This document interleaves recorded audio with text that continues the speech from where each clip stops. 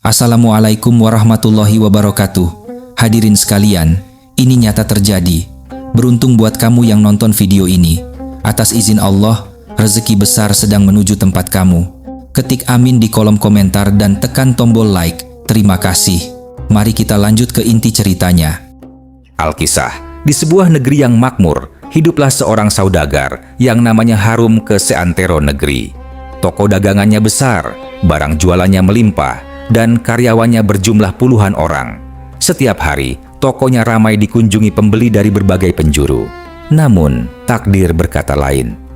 Pada suatu malam yang kelam, datanglah seorang pencuri yang lihai bagai bayangan.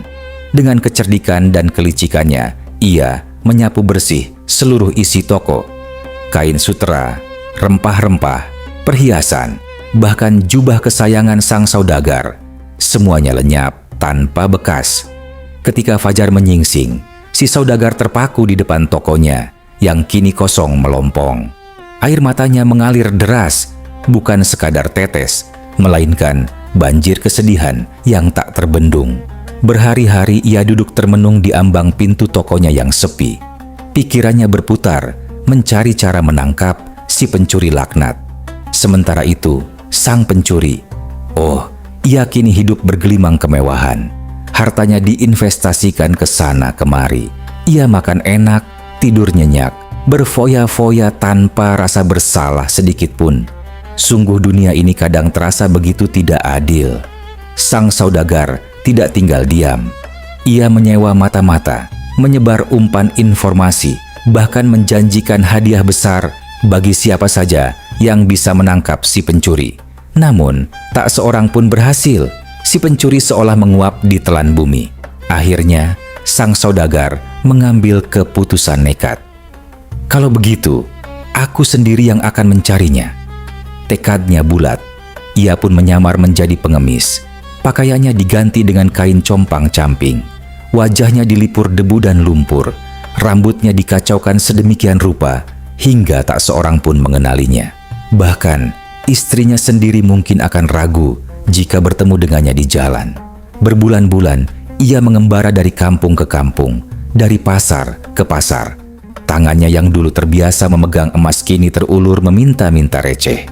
Kakinya yang dulu berjalan dengan sepatu kulit kini telanjang, menginjak debu jalanan. Namun, hasilnya nihil. Si pencuri tetap tidak terlacak. Ketika rasa putus asa mulai menyelinap ke dalam hatinya, ia memutuskan untuk pulang. Sudahlah, mungkin ini sudah takdir, gumamnya pasrah. Namun, di tengah perjalanan pulang, keajaiban terjadi. Ia berpapasan dengan sekelompok pedagang yang datang dari negeri seberang. Rombongan itu berjalan dengan gagah. Pakaian mereka mewah, berkilauan. Sang saudagar, dengan naluri pedagang yang masih tajam, mengamati mereka satu persatu. Dan saat matanya jatuh pada salah seorang dari mereka, jantungnya berdegup kencang.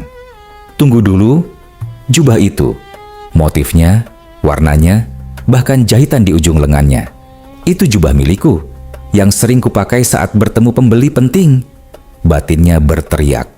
Tanpa pikir panjang, ia melesat menghampiri si pemakai jubah. Hai kau, pencuri brengsek, kau pikir aku tidak mengenali jubahku sendiri? Kau telah merampok semua hartaku, bentaknya dengan suara bergetar. Si pencuri? Ia bukan pencuri biasa. Ia pencuri yang pandai berakting. Wajahnya langsung berubah menjadi penuh amarah palsu. Kurang ajar, pengemis kotor macam apa kau ini? Berani-beraninya menuduhku mencuri. Lihat dirimu, bau, lusuh, tak punya apa-apa. Mana mungkin pengemis sepertimu memiliki harta? Sang saudagar tidak gentar. Aku bukan pengemis sungguhan, aku adalah saudagar yang kau rampok. Si pencuri tertawa mengejek. Sekarang aku ingat. Kau adalah mantan karyawanku yang pernah kupecat karena malas dan tidak becus bekerja. Bahkan waktu itu, kau pernah kedapatan mencuri barangku. Tapi karena belas kasihan, aku hanya memecatmu, tidak melaporkanmu ke hakim. Dan sekarang, sebagai balasan, kau berani mempermalukanku di hadapan orang banyak. Dasar tidak tahu diri. Apa? Kau yang membalikan fakta. Dasar penipu, seru sang saudagar murka. Baiklah, kalau begitu kita hadap Tuan Hakim. Kita lihat nanti siapa yang benar. Ayo saja, aku tidak takut. Hakim pasti tahu mana yang jujur dan mana yang tidak. Balas si pencuri dengan penuh percaya diri palsu. Maka pergilah mereka berdua ke rumah Tuan Hakim. Di sana masing-masing bercerita dengan versinya sendiri. Si pencuri mengaku sebagai saudagar terhormat yang difitnah oleh mantan karyawannya yang dendam. Sementara sang saudagar yang asli dengan pakaian lusuhnya bersikukuh bahwa dialah korban pencurian besar-besaran. Tuan Hakim menggaruk-garuk kepalanya yang tidak gatal. Ini rumit sekali batinnya. Ia menatap keduanya bergantian. Jika dilihat dari penampilan, sepertinya aku lebih percaya padamu, katanya sambil menunjuk si pencuri. Logikanya, mana ada saudagar kaya raya berkeliaran dengan pakaian seperti itu? Tambahnya sambil melirik sang saudagar yang lusuh. Benar sekali Tuan Hakim, mana ada saudagar berpakaian seperti pengemis jalanan, timpal si pencuri girang. Tapi tunggu dulu, kata Tuan Hakim sambil mengangkat tangannya. Aku tidak akan mengambil keputusan terburu-buru. Hanya saja, aku benar-benar bingung bagaimana cara membuktikan kebenaran ini. Salah satu dari kalian jelas berbohong. Tapi siapa? Tuan Hakim duduk termenung. Pikirannya berputar mencari solusi. Dan tiba-tiba, seperti kilatan cahaya, sebuah nama muncul di benaknya. Abu Nawas, serunya dalam hati. Baiklah, saudara-saudara, kata Tuan Hakim dengan tegas. Ada satu cara untuk mengungkap kebenaran ini. Nanti akan ketahuan siapa di antara kalian yang berbohong. Cara apa itu Tuan Hakim? Tanya keduanya hampir bersamaan. Aku akan memanggil sahabatku yang bijaksana dan cerdik. Namanya Abu Nawas. Mendengar nama itu, wajah si pencuri seketika memucat. Keringatnya mengalir dingin. Celaka. Abu Nawas itu terkenal lihai mengungkap kebohongan. Aku harus ekstra hati-hati. Apapun yang dia minta, aku harus lakukan dengan sempurna agar dia tidak curiga. Pikirnya panik. Tak berapa lama, masuklah Abu Nawas dengan langkah santai. Setelah mendengar penjelasan Tuan Hakim, ia mengangguk-angguk sambil mengusap janggutnya yang lebat. Kemudian, ia menghampiri kedua orang yang sedang bersih tegang. Jadi begini ceritanya, kata Abu Nawas dengan nada tenang. Kalian berdua saling tuduh, saling klaim, tidak ada yang mau mengalah. Baiklah, aku punya cara sederhana untuk mengungkap kebenarannya. Ia menunjuk kedua jendela yang ada di ruangan itu. Kalian berdua masing-masing pergi ke satu jendela. Buka jendelanya, lalu julurkan kepala kalian keluar sejauh mungkin. Lakukan sekarang. Sang saudagar dan si pencuri saling berpandangan sebentar, lalu melakukan apa yang diperintahkan. Mereka berdiri di depan jendela masing-masing, membukanya, lalu menjulurkan kepala keluar.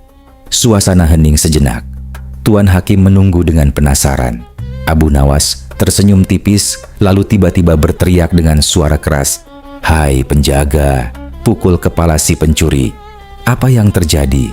Secara naluriah, si pencuri langsung menarik kepalanya masuk ke dalam dengan cepat. Wajahnya pucat pasi, matanya melotot ketakutan. Sementara sang saudagar yang asli, ia tetap tenang di tempatnya, bahkan sedikit menoleh dengan bingung, tidak mengerti kenapa harus takut dipukul, padahal ia tidak bersalah. Abu Nawas tertawa kecil sambil menepuk tangannya. Nah, sudah jelas sekarang, yang menarik kepalanya itu adalah si pencuri yang sesungguhnya. Orang yang tidak bersalah tidak akan takut dipukul, karena ia tahu tidak ada alasan untuk dihukum. Tuan Hakim langsung bertepuk tangan kagum. Subhanallah, cerdas sekali caramu, Abu Nawas. Ia segera memerintahkan prajuritnya untuk menangkap si pencuri yang berpakaian mewah itu. Si pencuri tidak bisa berkelit lagi. Ia ditangkap, dipenjarakan, dan diperintahkan mengembalikan sisa harta curiannya. Sementara sang saudagar, ia akhirnya bisa bernafas lega. Meski tidak semua hartanya kembali, setidaknya keadilan telah ditegakkan. Dengan hati yang penuh syukur, sang saudagar memeluk Abu Nawas. "Terima kasih, wahai saudaraku yang cerdik. Tanpamu, aku mungkin tidak akan pernah mendapatkan keadilan." Sebagai tanda terima kasih, ia memberikan sekantong uang kepada Abu Nawas.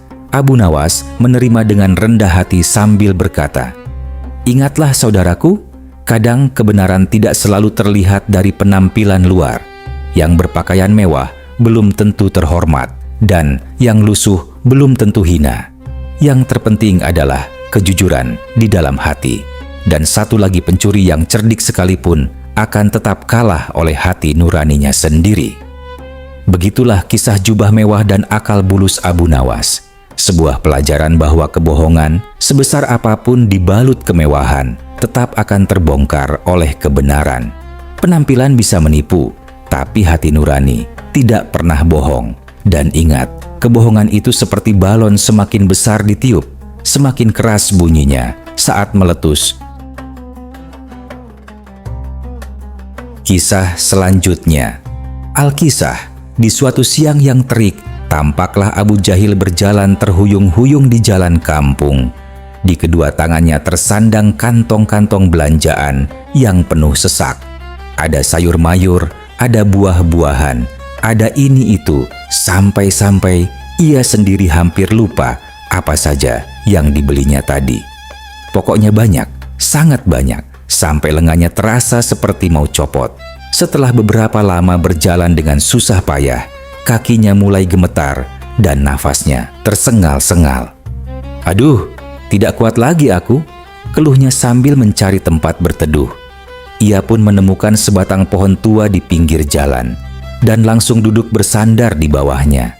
Keringatnya mengucur deras, bajunya basah kuyup. Saat ia mengatur napas dan melepas lelah, matanya menangkap sesuatu. Tak jauh dari tempatnya duduk, ada sebuah sumur tua yang tampak kusam dan sepertinya sudah lama tidak terurus. Rasa penasaran menggelitiknya. Ia bangkit dan menghampiri sumur itu, lalu mengintip ke dalam. Ternyata ada airnya, serunya kaget. Dan lihat, airnya jernih sekali, bening seperti kaca. Tenggorokannya yang sedari tadi kering kerontang langsung terasa semakin haus. Kebetulan sekali, tapi bagaimana cara mengambilnya ya? Gumamnya sambil menggaruk kepala. Matanya menjelajah sekeliling sumur. Ia mencari tali, timba, atau apapun yang bisa membantunya. Dan ketemu, ada sebuah ember tua tergeletak tidak jauh dari sana. "Nah, ini dia, bisa kupakai?" katanya girang. Dengan semangat 45, Abu Jahil mengambil ember itu dan mulai berusaha menimba air. Namun, seperti pepatah lama mengatakan, terburu-buru akan membawa petaka. Tanah di bibir sumur licin karena lumut. Kaki Abu Jahil tergelincir dan ia terjun bebas ke dalam sumur. Untungnya, sumur itu tidak terlalu dalam, hanya sekitar 2 meter. Tapi, bagi Abu Jahil yang sedang panik, rasanya seperti jatuh ke jurang tanpa dasar. Ia langsung berteriak-teriak sekeras tenaga, "Tolong, ada orang jatuh ke sumur, tolong!" Kebetulan, atau mungkin memang takdir sedang berbaik hati, Abu Nawas sedang melintas di tempat itu. Telinganya yang tajam menangkap teriakan yang familiar. Itu suara siapa ya? Kok kayak suara Abu Jahil? Batinnya. Ia mengikuti arah suara dan sampailah ia di sumur tua tersebut. Abu Nawas mengintip ke dalam sumur dan melihat Abu Jahil yang basah kuyup tengah berdiri di dasar sumur sambil melambai-lambaikan tangannya. "Hei, Abu Jahil," sapa Abu Nawas dengan nada santai. "Lagi ngapain kamu di bawah situ? Mancing. Tolongin aku, Abu Nawas. Cepat bantu aku keluar dari sumur ini. Aku tidak tahu harus bagaimana," teriak Abu Jahil dengan suara yang nyaris pecah. Abu Nawas diam sejenak mengamati situasi. Ia berpikir dalam hati, sumurnya dangkal sekali. Paling cuma 2 meter. Kalau dia berdiri dan sedikit melompat, tangannya pasti bisa menyentuh bibir sumur. Kenapa dia tidak naik sendiri saja? Tapi kemudian sebuah ide usil muncul di kepalanya. Bibirnya menyunggingkan senyum tipis. "Hei, Abu Nawas, kenapa diam saja? Cepat tolongin aku," desak Abu Jahil dengan panik. Abu Nawas pura-pura menempelkan tangan di telinganya. "Apa kau bilang? Maaf, aku tidak bisa mendengarmu dengan jelas. Suaramu terlalu jauh," teriaknya. "Aku bilang, tolongin aku keluar dari sumur," jerit Abu Jahil lebih keras. "Apa?" Abu Nawas menggeleng-gelengkan kepala. "Masih tidak jelas. Kamu terlalu jauh di bawah sana. Coba naik sedikit ke atas sampai ke bibir sumur, baru aku bisa mendengarmu dengan baik." Abu Jahil, yang saat itu pikirannya kalut karena panik, tidak sempat berpikir panjang. Ia langsung menuruti saran Abu Nawas. Dengan sekuat tenaga, ia memanjat dinding sumur yang berlumut. Tangannya mencengkeram celah-celah batu, kakinya mencari pijakan. Perlahan tapi pasti, ia naik dan naik, hingga akhirnya tangannya berhasil mencapai bibir sumur. Dengan satu tarikan kuat, ia hampir sampai ke permukaan. "Nah, sekarang coba ulangi. Apa yang tadi kau katakan?" tanya Abu Nawas dengan wajah polos. "Tolong, bantu aku keluar dari sumur ini," ucap Abu Jahil terengah-engah. Tangannya masih berpegangan erat di bibir sumur. "Oh, itu yang kau maksud." Abu Nawas mengangguk-angguk seolah baru paham. "Ya sudah, kalau begitu sekarang turun lagi ke bawah sana. Nanti aku tolongin dari situ." Dan luar biasanya, entah karena syok, panik, atau memang pikirannya sedang tidak di tempat, Abu Jahil benar-benar menurutinya. Ia melepaskan pegangannya dan kembali turun ke dasar sumur. Biur, kembali basah kuyup. "Nah, sekarang aku sudah siap. Ayo Abu Nawas, tolongin aku," teriaknya dari bawah. Abu Nawas menggaruk-garuk kepalanya dengan ekspresi bingung yang dibuat-buat. Tunggu dulu. Kenapa aku harus menolongmu? Bukankah tadi kamu sudah bisa naik sendiri sampai ke atas? Aku lihat sendiri kok. Kamu memanjat dengan sangat baik. Lalu kenapa kamu malah turun lagi? Harusnya tadi kamu tinggal naik terus ke permukaan. Bereskan urusannya." Detik itu juga, seperti disambar petir di siang bolong, Abu Jahil tersadar. Wajahnya merah padam entah karena malu atau marah, atau mungkin campuran keduanya. "Bodoh sekali aku ini, dasar otak udang, kenapa tidak kepikiran tadi?" umpatnya pada diri sendiri. Dan dasar Abu Nawas menyebalkan, dia sengaja mengerjaiku. Kali ini, tanpa menunggu perintah siapa-siapa, Abu Jahil memanjat kembali dinding sumur dengan tenaga penuh amarah dan malu. Ia naik dengan cepat, tidak peduli lumut atau licin, dan akhirnya, blup, ia berhasil mencapai permukaan dan berbaring terengah-engah di tanah. Abu Nawas tertawa kecil sambil menepuk-nepuk bahu Abu Jahil yang basah. "Nah, lihat, kamu bisa kok kalau mau. Kadang-kadang kita butuh sedikit dorongan untuk menyadari kemampuan kita sendiri." Abu Jahil hanya bisa menggerutu kesal sambil memeras bajunya yang basah kuyup. Di dalam hatinya, ia bersumpah akan membalas kelakuan Abu Nawas suatu hari nanti, meski entah kapan dan bagaimana caranya.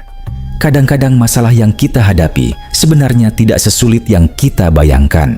Yang kita butuhkan hanyalah ketenangan pikiran dan keberanian untuk mencoba. Dan satu lagi, hati-hati dengan orang yang terlalu baik menawarkan bantuan. Kadang mereka sedang mengajarkan sesuatu dengan cara yang unik. Kisah selanjutnya. Meskipun sudah berkali-kali kalah akal, Abu Jahil tidak pernah berhenti merancang pembalasan. Hatinya masih menyimpan dendam yang membara kepada Abu Nawas.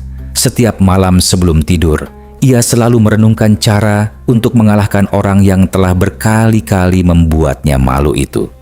Hingga suatu hari, sebuah ide cemerlang, atau setidaknya begitulah menurutnya muncul di benaknya.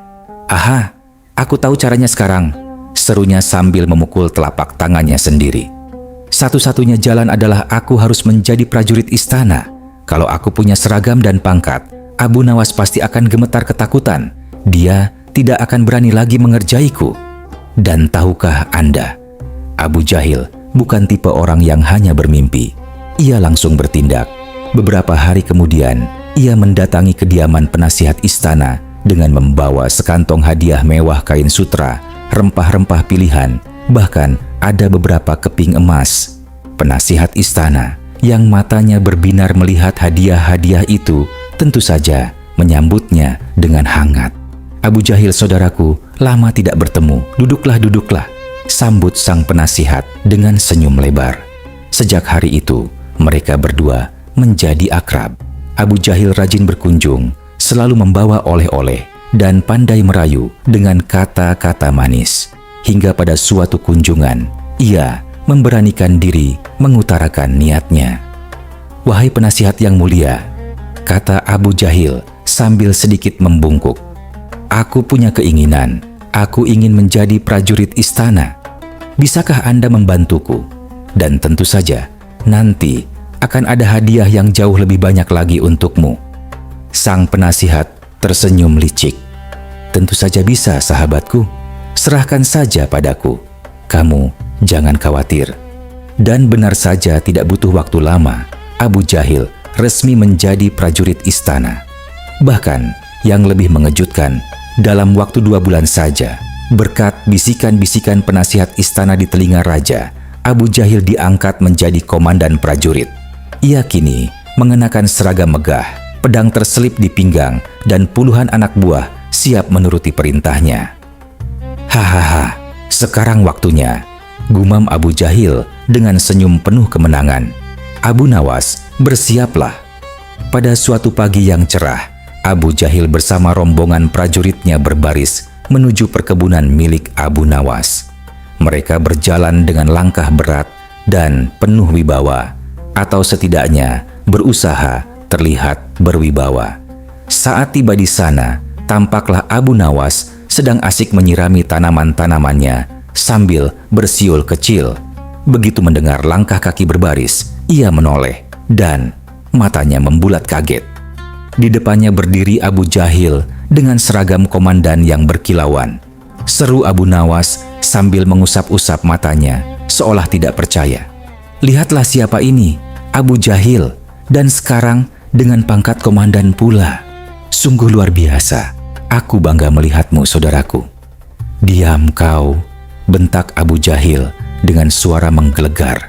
Wajahnya berubah garang. "Aku kesini bukan untuk mendengar pujianmu. Aku datang untuk memeriksa kebunmu karena ada laporan bahwa kau menanam pohon ganja di sini." Tanpa menunggu jawaban, Abu Jahil dan anak buahnya langsung menyerbu masuk. Mereka menginjak-injak tanaman, mencabuti bunga-bunga, membalikan pot, dan mengacak-acak seluruh kebun hingga berantakan. Abu Nawas hanya berdiri diam, menggigit bibir, tidak berani melawan. Setelah puas merusak, Abu Jahil menghampiri Abu Nawas dengan langkah sombong. "Masih ada kebun lain milikmu?" tanyanya dengan nada menusuk. "Ada, di sebelah sana," jawab Abu Nawas pelan sambil menunjuk ke arah hutan kecil. "Tapi kumohon, jangan pergi ke sana." Mendengar kata "jangan", mata Abu Jahil justru berbinar. "Hah, dengar baik-baik Abu Nawas," bentaknya sambil menepuk dadanya sendiri. "Lihat lencana ini. Aku adalah komandan prajurit. Aku punya kekuasaan. Aku berhak melakukan apa saja yang aku mau. Kau paham?" Abu Nawas hanya menunduk dan bergumam meminta maaf. Dengan langkah gagah, Abu Jahil dan anak buahnya memasuki kebun yang kedua. Namun tidak lama kemudian, terdengar auman keras yang membuat bulu kuduk berdiri. Dan tiba-tiba, keluar dari semak-semak seekor beruang besar dengan mata menyala dan gigi tajam. Teriak Abu Jahil, panik. Ia langsung berbalik dan berlari secepat kilat, bahkan pedangnya sampai terjatuh. Anak buahnya pun kocar-kacir, ikut kabur tunggang langgang. Abu Nawas yang melihat pemandangan itu dari jauh berteriak dengan nada penuh ironi, "Hei Abu Jahil, tunjukkan lencanamu, tunjukkan kekuasaanmu. Bukankah kau berhak melakukan apa saja?" Abu Jahil hanya terus berlari tanpa menoleh, dengan beruang masih mengejarnya dari belakang. Beberapa hari kemudian, malam telah larut. Abu Nawas terbangun dari tidurnya karena mendengar suara-suara mencurigakan di rumahnya. Ia mengintip dari celah pintu dan melihat 4 orang berpakaian gelap dengan senjata tajam di tangan mereka. Perampok. Jantungnya berdebar kencang. Dengan hati-hati, ia menyelinap keluar melalui pintu belakang dan berlari menuju pos penjagaan. Di sana, ia menemukan Abu Jahil bersama beberapa prajurit sedang duduk-duduk sambil main kartu. "Abu Jahil, tolonglah," seru Abu Nawas terengah-engah. "Di rumahku ada kawanan perampok, 4 orang, mereka bersenjata." Abu Jahil bahkan tidak mengangkat kepalanya dari kartu yang dipegangnya. "Maaf, saya sedang ada tugas istana. Ada urusan yang jauh lebih penting yang harus saya kerjakan," katanya datar. "Kalau begitu, perintahkan anak buahmu untuk menangkap mereka," pinta Abu Nawas. "Tidak bisa. Semua prajurit juga sedang sibuk," balas Abu Jahil sambil menyeringai kecil. Abu Nawas terdiam sejenak. Wajahnya berubah dingin. "Baiklah," katanya pelan. "Kalau begitu, aku urus sendiri." Ia berbalik dan pergi meninggalkan pos penjagaan dengan langkah tenang. Terlalu tenang untuk seseorang yang baru saja melaporkan perampok. Tak sampai setengah jam, Abu Nawas kembali lagi ke pos penjagaan dengan wajah tenang dan bahkan tersenyum tipis. "Ada apa lagi?" tanya Abu Jahil kesal. "Oh, tidak ada," jawab Abu Nawas santai. "Aku hanya ingin memberitahumu bahwa perampoknya sudah kubunuh semua, jadi aku tidak butuh bantuanmu lagi." Abu Jahil terlonjak kaget. Kartunya jatuh berserakan. Matanya berbinar, bukan karena takjub, tapi karena ide jahat muncul di kepalanya. "Ini dia, ini kesempatanku untuk memenjarakannya," batinnya girang. Tunggu," kata Abu Jahil sambil berdiri. "Kenapa kau membunuh mereka? Apakah mereka menyerangmu lebih dulu?" "Tidak," jawab Abu Nawas polos. "Aku hanya tidak ingin mereka mencuri barang-barangku."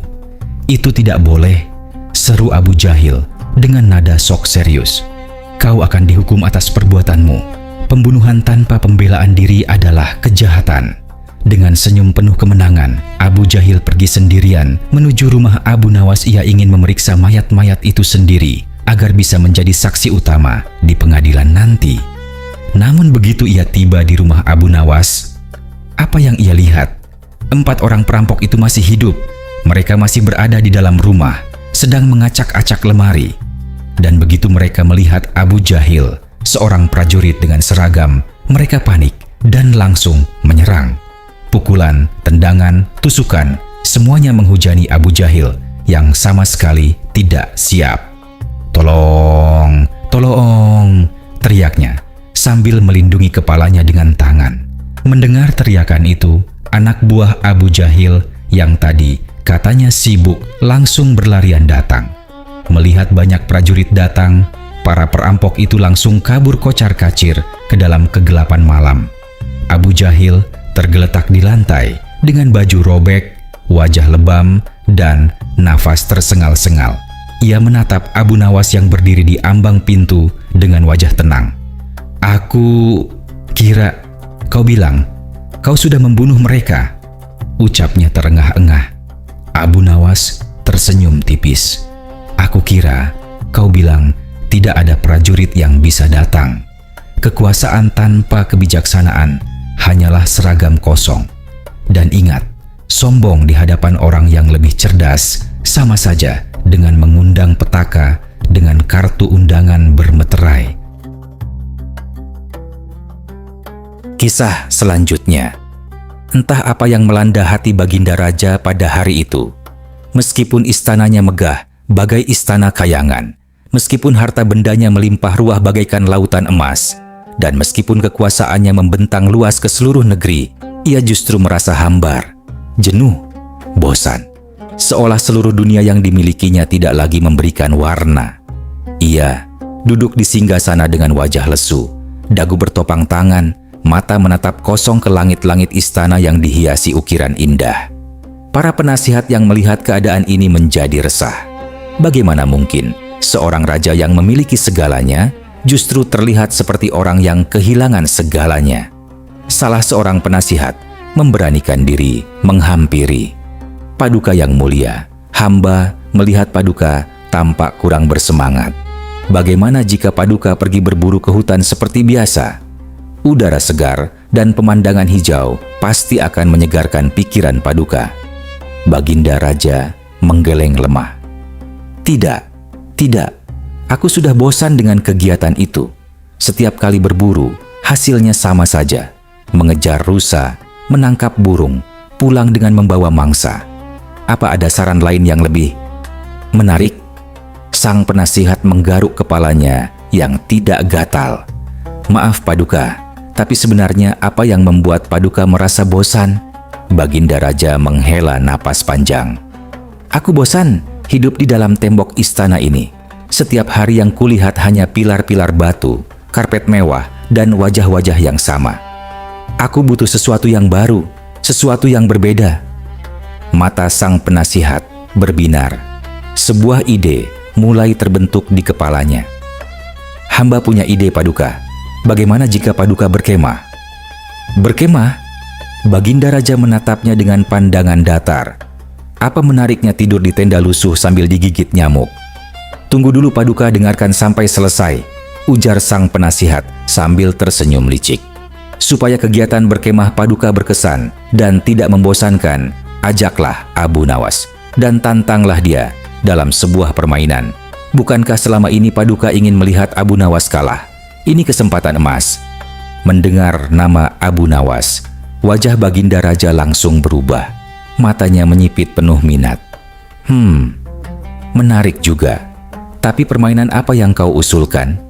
Sang penasihat membisikkan idenya ke telinga Raja. Baginda Raja mengangguk-angguk, lalu tersenyum lebar. Ide yang cemerlang, kali ini dia pasti akan kalah. Baiklah, sekarang juga panggil Abu Nawas kemari.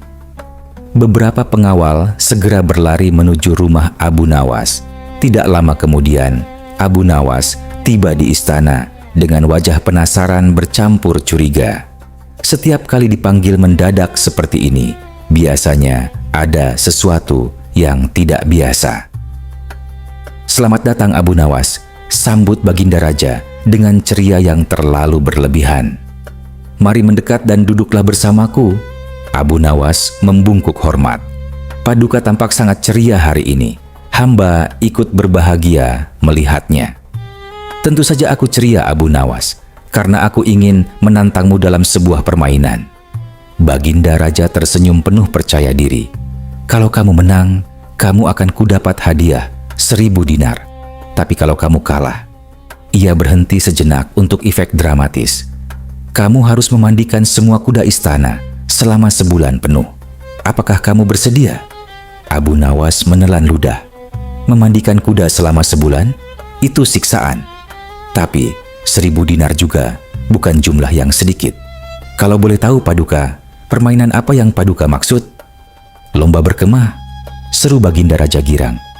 Kita berdua akan mendirikan kemah di alun-alun. Jaraknya agak berjauhan. Siapa yang kemahnya didatangi tamu paling banyak sebelum azan subuh, dialah pemenangnya. Abu Nawas terdiam sejenak, pikirannya berputar cepat. Aku bisa menceritakan kisah-kisah lucu untuk menarik orang datang ke kemahku. Seharusnya itu cukup, pikirnya dalam hati. Baiklah, Paduka yang mulia, hamba siap menerima tantangan ini. Bagus, nanti malam kita langsung mulai. Ketika malam tiba, alun-alun yang biasanya sepi kini dipenuhi 2 kemah. Kemah Baginda Raja, megah, besar seperti rumah, dihiasi kain sutra, dan yang paling penting dipenuhi dengan hidangan lezat. Ada kambing guling, buah-buahan segar, kue manis, dan minuman dingin. Wanginya saja sudah mengundang selera. Tak heran, sejak kemah itu berdiri, orang-orang sudah berbondong-bondong datang. Dari rakyat jelata sampai pejabat istana, semuanya ingin merasakan kemewahan kemah sang raja. Suasana di sana meriah, bagaikan pesta besar gelak tawa, obrolan hangat, dan dentingan piring penuh makanan. Sementara itu, kemah Abu Nawas kecil, sederhana, tidak ada hiasan, dan yang paling tragis, tidak ada hidangan sama sekali. Kosong melompong, tidak ada satupun tamu yang datang. Abu Nawas duduk sendirian di dalam kemahnya yang sepi, menatap langit malam dengan pandangan kalah. Bagaimana tamu mau datang kalau kemahku begini? Meskipun aku punya cerita 1001 malam sekalipun, orang pasti lebih memilih makan enak di kemah raja daripada mendengarkan ceritaku. Gumamnya sedih. Waktu terus berjalan. Bulan sudah condong ke barat. Sebentar lagi azan subuh akan berkumandang, pertanda permainan akan berakhir. Dan Abu Nawas masih belum ada satu tamu pun. Namun tiba-tiba, seperti disambar petir, sebuah ide gila muncul di benaknya. Matanya berbinar. Tanpa pikir panjang, ia mengambil korek api dari sakunya dan swoosh, ia membakar kemahnya sendiri. Api kecil mulai menjalar. Angin malam yang bertiup kencang membuat api semakin besar dan menyala-nyala. Kobaran api terlihat jelas dari kejauhan. Kebakaran! Kebakaran di kemah Abu Nawas. Teriak seseorang. Seketika, semua orang yang sedang berpesta di kemah Baginda Raja berlarian keluar. Mereka semua menuju kemah Abu Nawas dengan panik.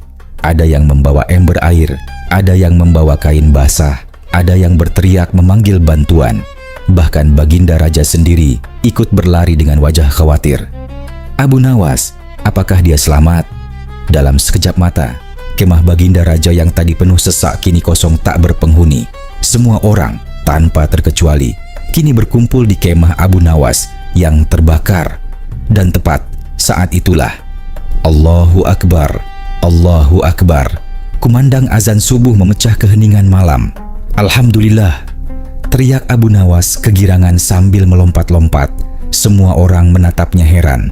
Baginda Raja bahkan mengerutkan dahi dengan bingung. Hei Abu Nawas, kamu sudah gila ya? Kemahmu terbakar habis, tapi kamu malah terlihat senang. Abu Nawas tersenyum lebar. Tentu saja hamba senang, Paduka yang mulia, karena hamba telah memenangkan permainan ini. Apa? Maksudmu bagaimana? Baginda Raja kebingungan. Abu Nawas menunjuk ke sekeliling.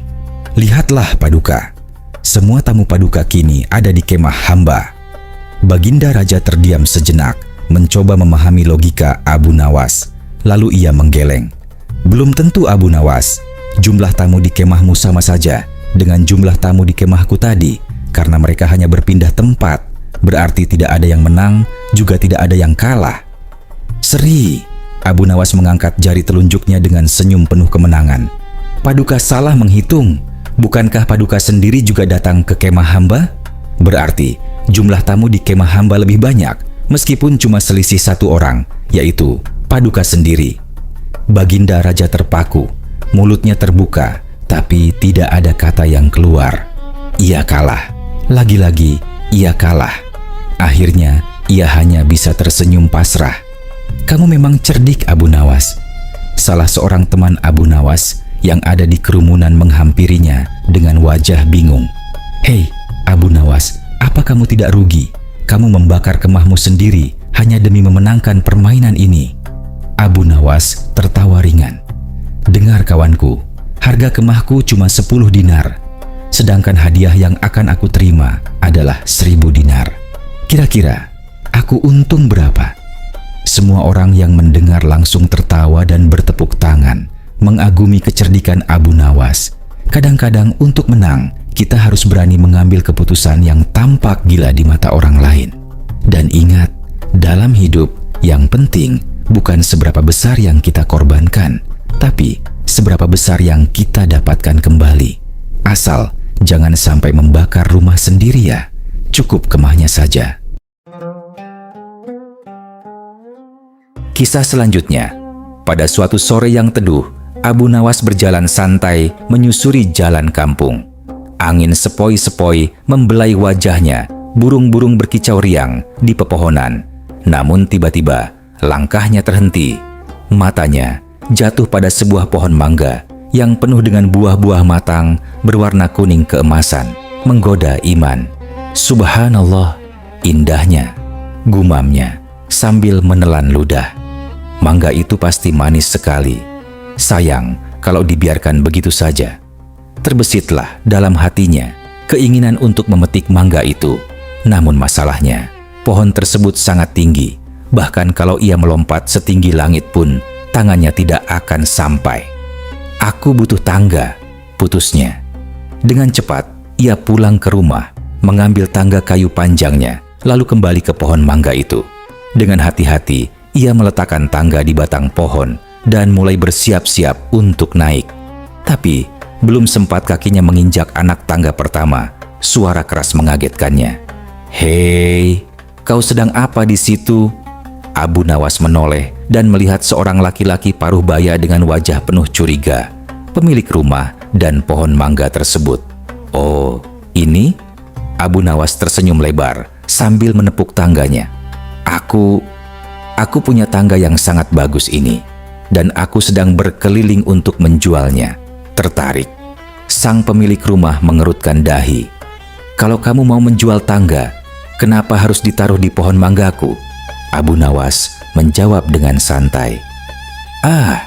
Menjual tangga itu bisa dilakukan di mana saja, Pak. Tidak ada aturan harus di mana.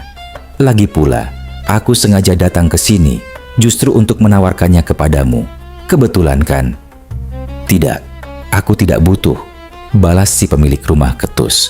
"Sekarang pergi dari sini sebelum aku panggil orang." Abu Nawas hanya bisa cengengesan sambil mengangkat tangganya dan pergi dengan tangan kosong dan perut masih lapar. Beberapa hari kemudian, suasana di kampung menjadi tidak menentu. Hampir setiap hari Abu Nawas menerima pengaduan dari warga. Isinya sama, keluhan tentang perilaku seorang menteri kerajaan yang bertindak sewenang-wenang. "Tuan Abu Nawas, pajak kami dinaikkan lagi, padahal hasil panen kami sedang buruk," keluh seorang petani. "Menteri itu memaksa kami menyerahkan hasil panen tanpa bayaran," lapor pedagang sayur. "Siapa menteri itu?" tanya Abu Nawas, meski sebenarnya ia sudah tahu jawabannya. "Abu Jahil, Tuan, dia yang sekarang menjabat sebagai menteri." Abu Nawas mengepalkan tangannya. Darahnya mendidih mendengar ketidakadilan itu. "Harus kulaporkan kepada Baginda Raja. Ini tidak bisa dibiarkan." Namun, ketika ia berusaha menemui raja, ia selalu dihalang-halangi oleh Abu Jahil. "Baginda sedang sibuk," kata Abu Jahil dengan senyum licik. "Kembali lain kali saja." Berkali-kali Abu Nawas mencoba, berkali-kali pula ia gagal. Hingga akhirnya ia menyadari, ia butuh cara yang lebih cerdik. Suatu malam, Abu Nawas mengumpulkan para warga di rumahnya. "Saudara-saudara, dengarkan baik-baik.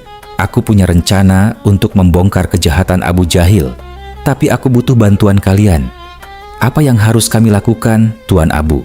tanya mereka antusias. "Sebarkan kabar bahwa aku bisa berbicara dengan burung," kata Abu Nawas. "Pastikan kabar itu sampai ke telinga Baginda Raja.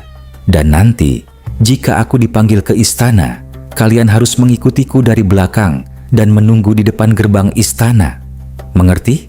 Para warga mengangguk kompak meski ada yang sedikit bingung.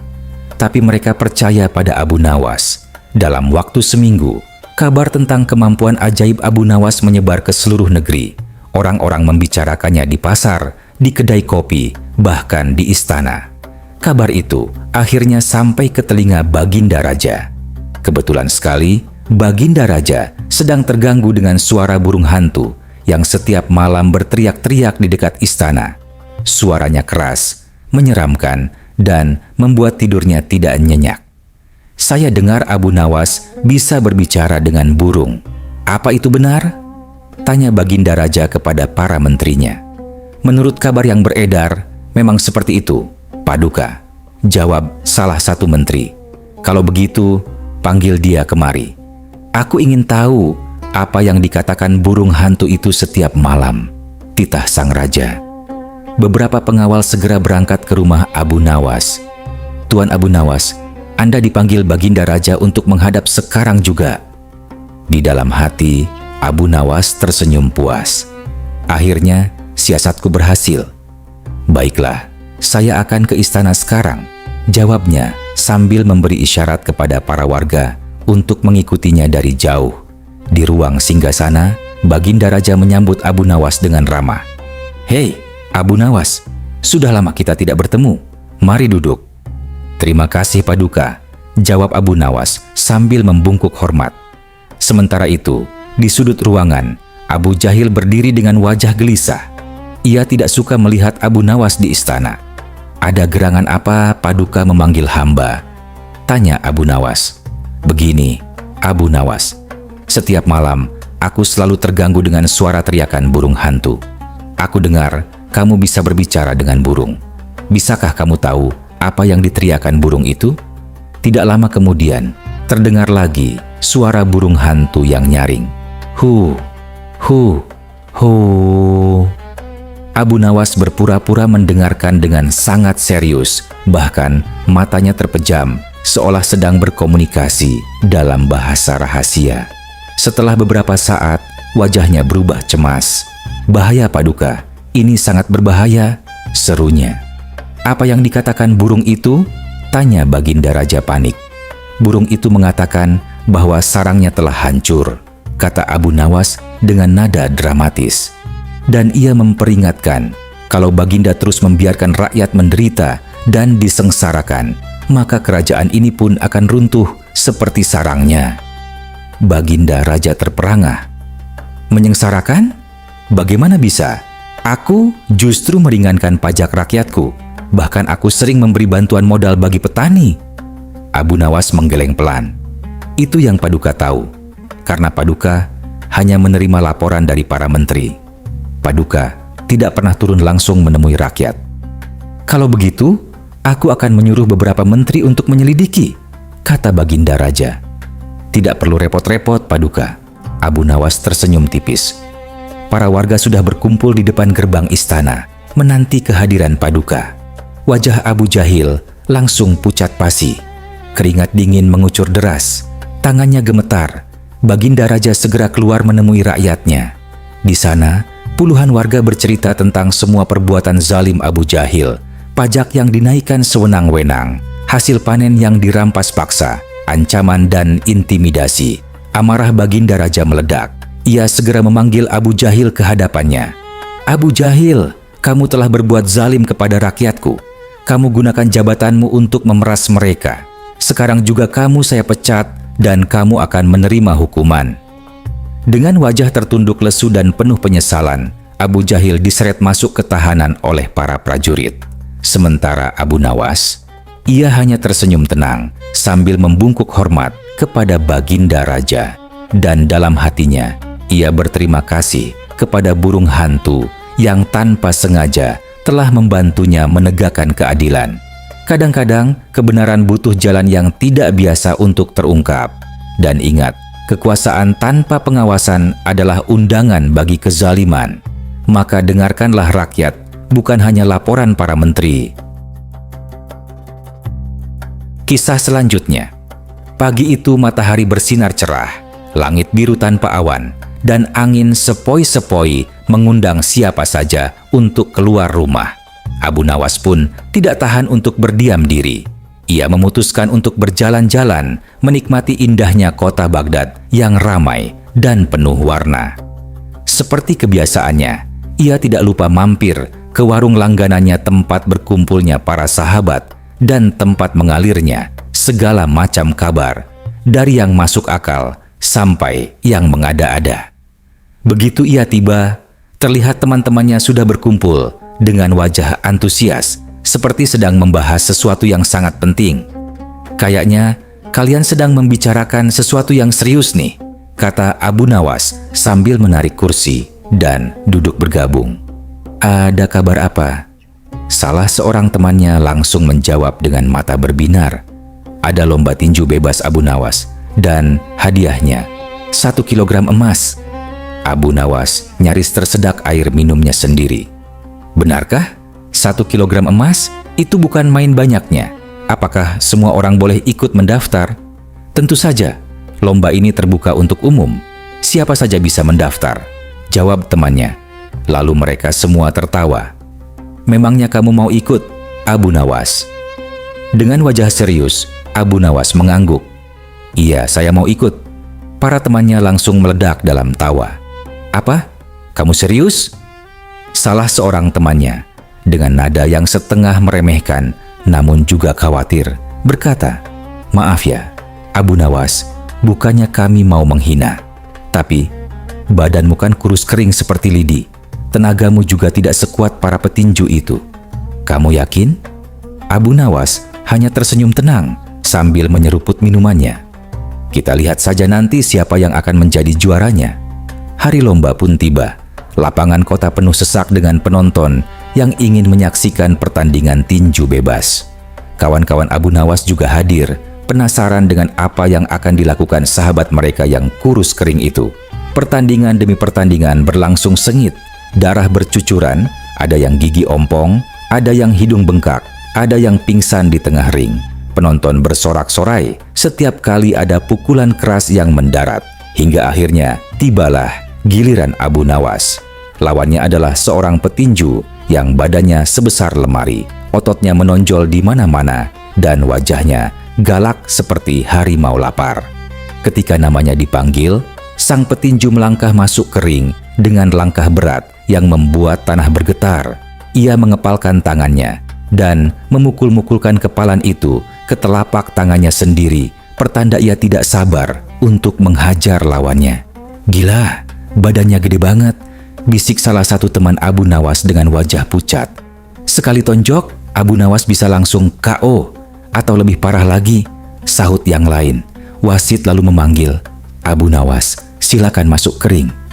Tapi tidak ada jawaban, tidak ada yang muncul. Wasit memanggil lagi, kali ini lebih keras.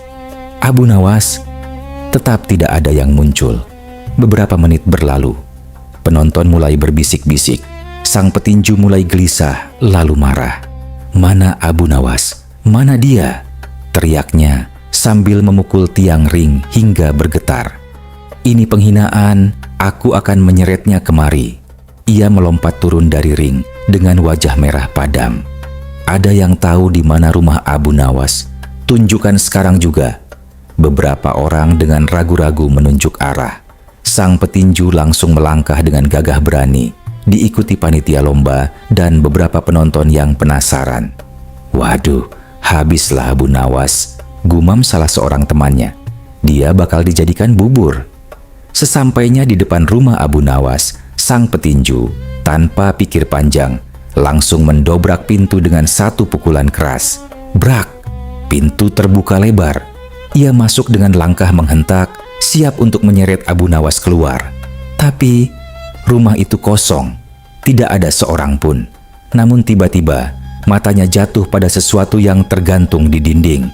Sebuah celana pendek tinju, tapi ukurannya sangat besar, besar sekali, hampir sebesar selimut. Sang petinju terdiam, matanya membelalak, napasnya tersengal. Tangannya yang tadinya mengepal kini gemetar.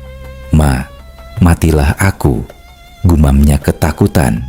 Kalau celana pendeknya saja sebesar ini, berarti orangnya. Ia tidak berani melanjutkan pikirannya. Dalam benaknya muncul bayangan seorang raksasa bertubuh gunung dengan otot sebesar pohon kelapa. Bayangan itu begitu nyata, sampai-sampai kakinya lemas. Dengan wajah pucat pasi dan tubuh gemetar, sang petinju keluar dari rumah. Ia menghampiri panitia lomba dan berkata dengan suara bergetar, Saya mengundurkan diri. Saya tidak mau melanjutkan pertandingan ini." Panitia dan penonton terperangah. "Kenapa? Kamu kan jagoan." "Tidak, saya tidak sanggup. Saya mundur," serunya sambil berjalan cepat meninggalkan tempat itu, tidak berani menoleh ke belakang. Keesokan harinya, Abu Nawas dengan santai datang ke panitia lomba untuk mengambil hadiahnya. 1 kilogram emas diserahkan kepadanya dengan wajah bingung para panitia. "Tapi, Anda tidak bertanding sama sekali?" tanya salah satu panitia. Abu Nawas tersenyum lebar. Bukankah peraturannya mengatakan siapa yang lawannya mengundurkan diri, maka ia otomatis menang?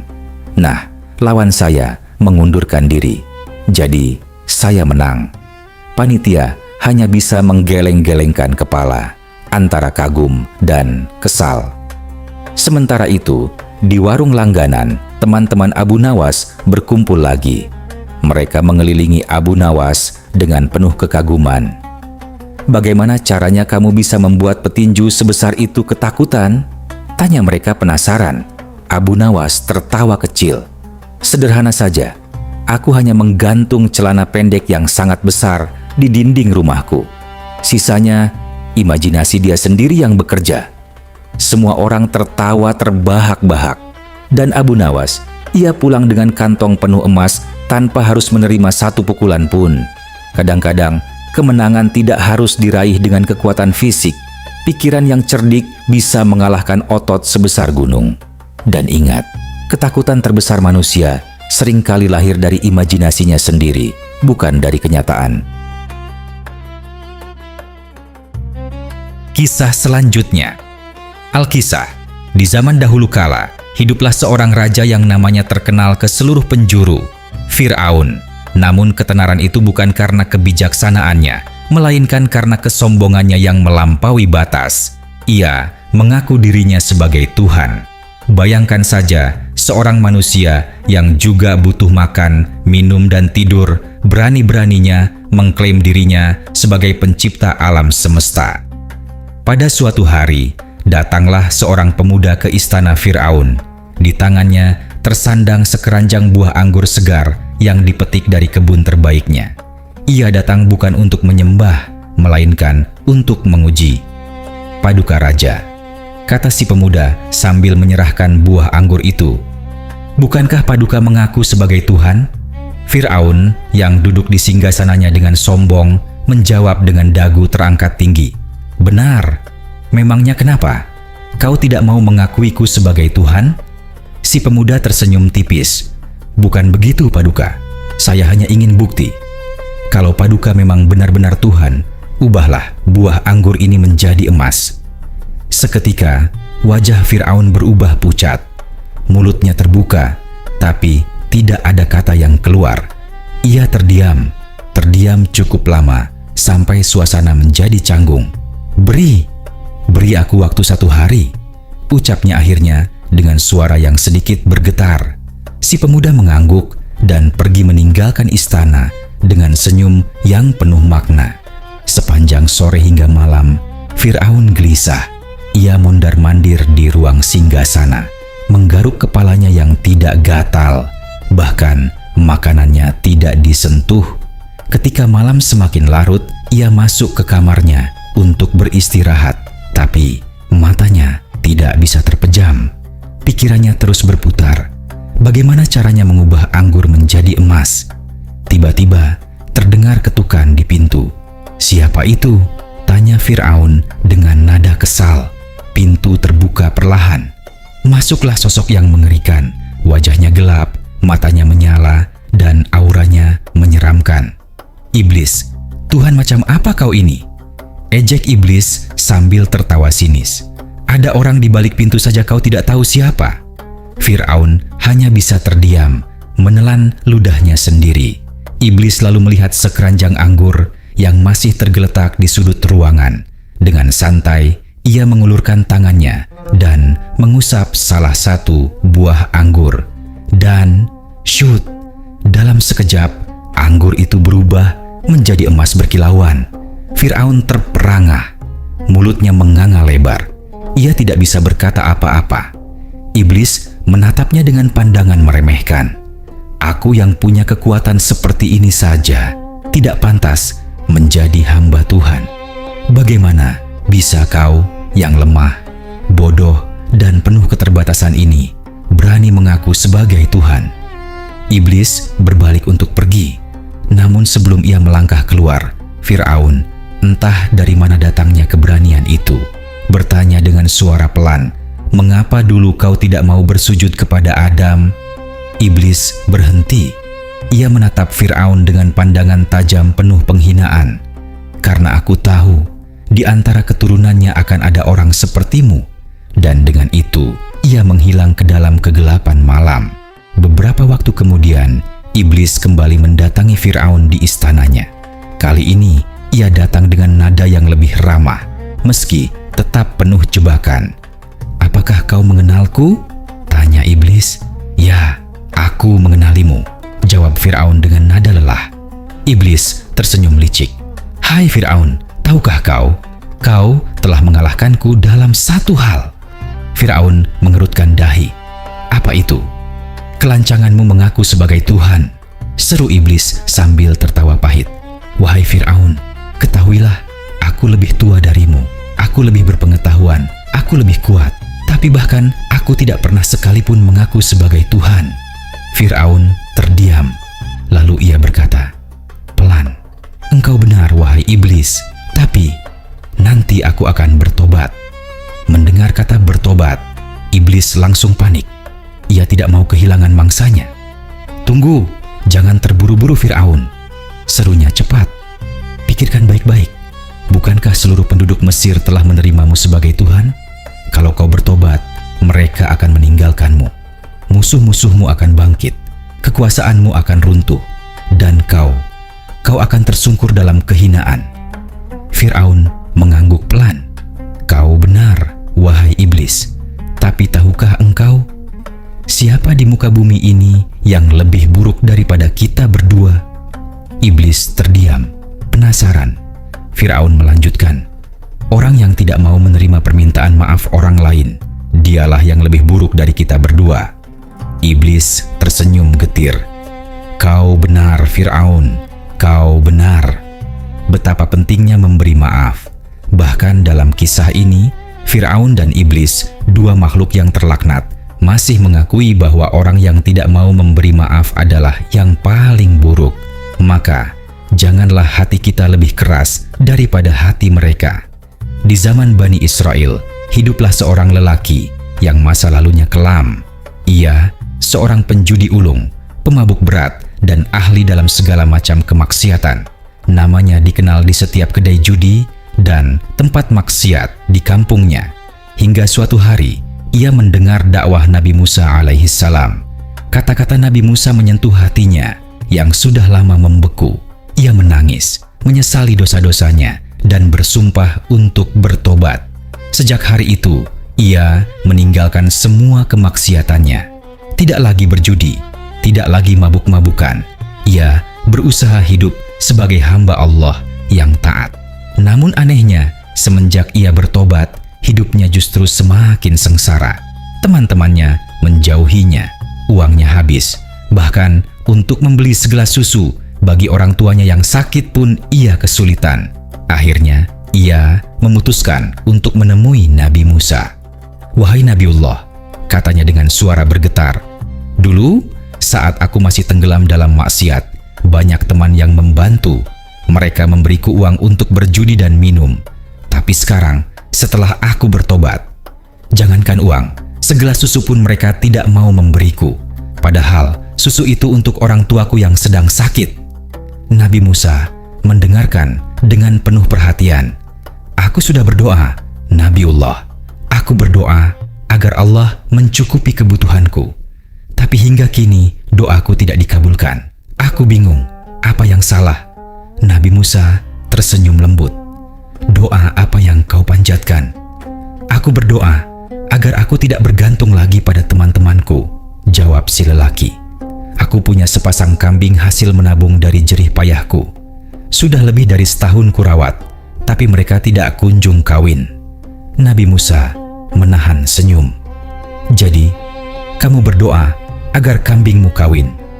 "Ya, Nabiullah, tapi mereka tidak juga mau kawin." "Bagaimana caramu berdoa?" tanya Nabi Musa. Si lelaki menjawab polos, "Aku bilang, ya Allah, kawinkanlah kambing peliharaanku." Nabi Musa hampir tertawa. Beliau lalu mengajarkan cara berdoa yang baik, dimulai dengan memuji Allah, bersalawat kepada Nabi, lalu menyampaikan hajat, dan ditutup dengan doa kembali. Setelah mempraktikkan cara yang diajarkan Nabi Musa, ajaib, kambing-kambingnya beranak pinak, susunya melimpah, dan hidupnya berubah total. Ia menjadi kaya raya dan menjadi hamba Allah yang taat. Hikmah kedua, doa adalah senjata orang beriman, tapi doa juga punya adab. Bukan sekadar meminta, tapi juga memuji, bersyukur, dan menyampaikan dengan cara yang baik. Karena cara kita berdoa mencerminkan hubungan kita dengan Sang Pencipta. Wallahu a'lam bisyawab. Semoga bermanfaat. Kisah selanjutnya. Al-Kisah, di zaman dahulu, hiduplah seorang pemuda yang sangat alim dan wara. Namanya Syekh Muhammad bin Khumair. Hidupnya penuh dengan ibadah. Siang hari ia berpuasa, malam hari ia bangun untuk sholat malam. Tidak ada hari yang terlewat tanpa zikir dan doa. Ia adalah contoh pemuda yang dicintai Allah. Pada suatu hari, Syekh Khumair pergi ke hutan untuk berburu. Udara, hutan segar, pohon-pohon rindang, dan suara burung berkicau membuat hatinya tenang. Namun, setelah berjam-jam berburu, tubuhnya mulai lelah. Ia pun memutuskan untuk beristirahat di bawah sebuah pohon besar. Baru saja ia duduk dan mengatur napas, tiba-tiba terdengar suara gemerisik dari semak-semak. Muncullah seekor ular yang tampak ketakutan. Matanya melotot, tubuhnya gemetar. Ular itu menghampiri Syekh Khumair dengan wajah penuh kepanikan. "Wahai Muhammad bin Khumair," serunya dengan suara bergetar, "selamatkanlah saya. Niscaya engkau akan diselamatkan juga oleh Allah." Syekh Khumair terkejut. Seekor ular bisa berbicara dan tahu namanya pula. Tapi ia tidak panik. Ia bertanya dengan tenang, "Menyelamatkanmu dari siapa?" "Dari musuh saya. Dia sedang mengejar saya," jawab si ular dengan napas tersengal-sengal. "Lalu, di mana musuhmu?" tanya Syekh Khumair sambil menoleh ke kanan dan kiri. "Ada di belakang saya. Tidak jauh lagi dia akan sampai," seru si ular semakin panik. Syekh Khumair merasa ada yang tidak beres. Ia lalu bertanya lagi dengan nada lebih tegas, "Dari golongan umat siapakah engkau, wahai ular?" "Saya dari golongan umat Muhammad," jawab si ular dengan nada meyakinkan. Mendengar jawaban itu, hati Syekh Khumair sedikit tersentuh. Ia merasa iba. Lagi pula, bukankah menolong sesama umat adalah kewajiban? Dengan cepat, ia melepas sorbannya. "Baiklah, masuklah ke dalam sorbanku ini. Aku akan melindungimu." Namun, si ular menggeleng. "Percuma saja, wahai Khumair. Musuhku pasti dapat melihatku dan memangsaku meskipun aku bersembunyi di sorbanmu." Syekh Khumair bingung. "Lalu dengan cara apa supaya aku bisa menolongmu?" Si ular mendekat, menatap wajah Syekh Khumair dengan mata yang memohon. "Jika engkau benar-benar ingin menolongku, bukalah mulutmu dan izinkan aku masuk untuk bersembunyi di dalamnya." Syekh Khumair tercekat. "Permintaan ini sangat aneh dan berbahaya. Aku tidak mau," katanya tegas. "Aku takut kamu akan membunuhku." "Demi Allah," sumpah si ular dengan suara penuh keyakinan, "aku tidak akan membunuhmu. Aku bersumpah." Syekh Khumair terdiam. Ia berpikir sejenak. Akhirnya, karena rasa ibanya dan kepercayaan pada sumpah si ular, ia membuka mulutnya. Si ular pun segera masuk dan menyelinap ke dalam tubuhnya. Tidak berapa lama kemudian, datanglah seorang pemuda tampan dengan wajah bercahaya. Ia berjalan tergesa-gesa dan langsung bertanya kepada Syekh Khumair, "Wahai Tuan, apakah Anda melihat seekor ular?" Syekh Khumair tahu, pemuda inilah yang membuat si ular ketakutan. Namun, karena ia sudah berjanji untuk melindungi si ular, ia terpaksa berkata, "Tidak, saya tidak melihatnya." Si pemuda menatapnya dengan pandangan curiga, seolah tidak percaya. Ia berdiri di situ beberapa saat, mengamati sekeliling dengan seksama. Namun akhirnya, ia pergi tanpa menemukan apa-apa. Begitu si pemuda menghilang dari pandangan, Syekh Khumair segera beristighfar 100 kali karena telah berbohong. Lalu ia berkata kepada si ular yang bersembunyi di dalam tubuhnya, "Wahai ular, musuhmu sudah pergi. Engkau sudah aman sekarang. Keluarlah dari tubuhku." Namun, yang terjadi justru mengejutkan. Si ular tertawa, tawa yang mengerikan, dingin, dan penuh kejahatan. "Aku tidak mau keluar dari tubuhmu," katanya dengan nada mengancam. "Sekarang aku beri engkau dua pilihan. Hatimu akan kurusak atau hatimu akan kulubangi." Syekh Khumair merasa dadanya sesak. "Maha suci Allah, di manakah janjimu, wahai ular? Kemana perginya sumpahmu yang tadi begitu meyakinkan?" Si ular tertawa lagi. "Yang aku tahu, aku tidak akan pernah melupakan permusuhan antara aku dan nenek moyangmu, Nabi Adam," lalu bagaimana mungkin aku akan menolong keturunannya? Syekh Khumair mulai mengerti. Ini bukan ular biasa. Ini adalah iblis. Jadi, engkau akan membunuhku? Tanya Syekh Khumair dengan suara gemetar. Ya, aku akan membunuhmu, jawab si ular dengan nada penuh kepuasan. Syekh Khumair menghela napas panjang. Kalau begitu, aku ada permintaan terakhir sebelum engkau membunuhku. Izinkan aku berjalan sampai ke lereng pegunungan. Setelah sampai di sana, silakan engkau membunuhku. Si ular berpikir sejenak. Baiklah, aku turuti permintaanmu. Dengan langkah berat dan hati yang penuh doa, Syekh Khumair berjalan menuju lereng pegunungan. Setiap langkahnya adalah doa. Setiap napasnya adalah permohonan.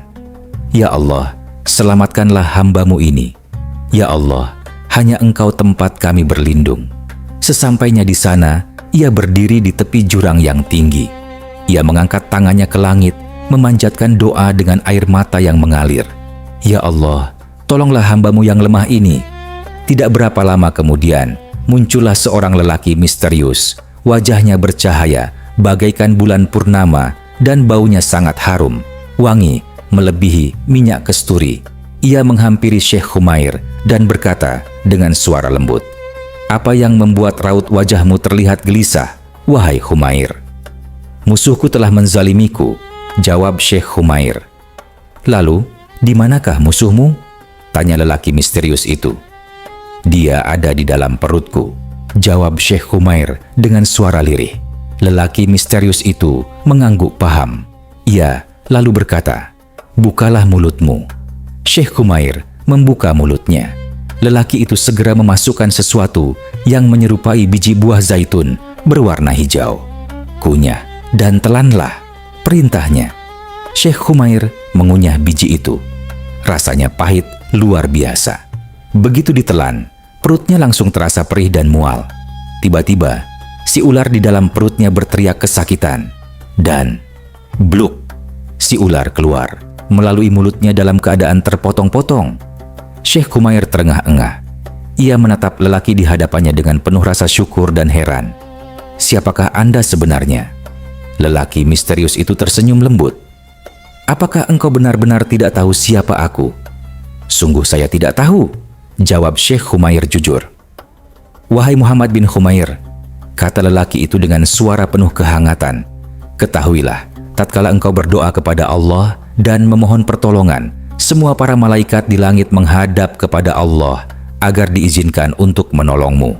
Dan aku adalah malaikat yang paling terkenal di langit keempat. Allah memerintahkan aku untuk pergi ke surga, mengambil daun hijau dari pohon surga, dan membawanya kepadamu untuk menolongmu." Syekh Khumair menangis. Ia bersujud syukur kepada Allah. Sang malaikat melanjutkan, "Dan ingatlah, wahai Khumair, jika iblis membuat kebaikan, dia tetap menjadi pembuat keburukan. Bahkan jika perbuatannya seolah hilang, dia tetap tidak akan pernah ditempatkan di sisi Allah yang Maha Kuasa, karena dia adalah musuh abadi Bani Adam." Lalu sang malaikat menghilang, meninggalkan Syekh Khumair yang berdiri sendirian di lereng gunung dengan hati yang penuh syukur dan kesadaran baru bahwa ular yang ia tolong adalah iblis yang menyamar dan pemuda yang mengejarnya adalah malaikat yang berusaha melindunginya. Tidak semua yang tampak membutuhkan pertolongan adalah benar-benar korban. Iblis pandai menyamar, bahkan bisa bersumpah atas nama Allah untuk menipu kita. Maka berhati-hatilah dan selalu memohon petunjuk kepada Allah sebelum mengambil keputusan. Dan yang paling penting, jika kita sungguh-sungguh berdoa dan memohon pertolongannya, Allah tidak akan pernah membiarkan kita sendirian. Terima kasih banyak sudah menonton hingga tuntas. Semoga cerita ini memberi manfaat, menambah wawasan, dan membawa kebaikan dalam hidup kita. Sampai jumpa di kisah selanjutnya.